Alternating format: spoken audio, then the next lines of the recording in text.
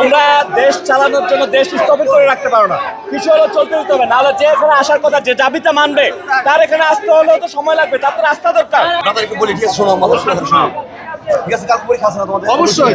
ঠিক আছে, সরকার একটা বিবৃতি দিয়ে আছে, ঠিক আছে, একটু রাস্তায় একটা লেন ছেড়ে দিলে কোনো সমস্যা নেই।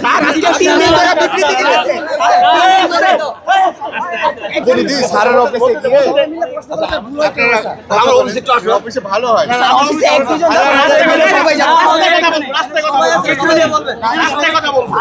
মানে একটা লেন যেতে হবে, জরুরি লেন একটা ছাড়তে হবে, দিস ইজ দ্য রুল। আরো 2 ঘন্টা আগে আমাদের সবগুলো দাবি জানাইছি।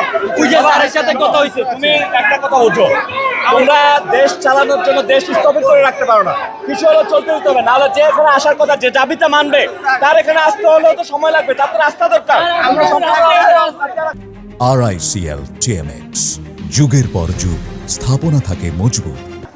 আমরা যে দাবিটা দিছি আমি এখান থেকে গাজীপুর পর্যন্ত মিনিমাম 10টা অ্যাম্বুলেন্স দেখেছি, যেগুলো তোমার মোটরকে আছে, তাহলে তোমরা তো ভালো কাজ করছো না।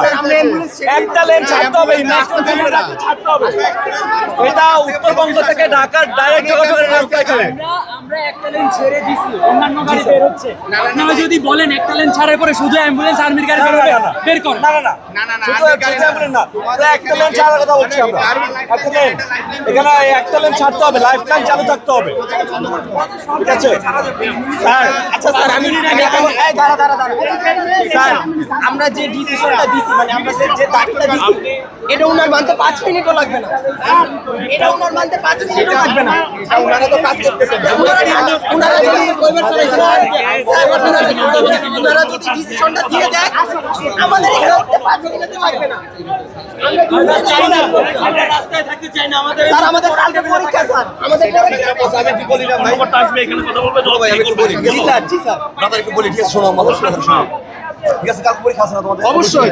ঠিক আছে, সরকার একটা বিবৃতি দিয়ে আছে, ঠিক আছে, একটু রাস্তায় একটা লেন ছেড়ে দিলে কোনো সমস্যা নেই।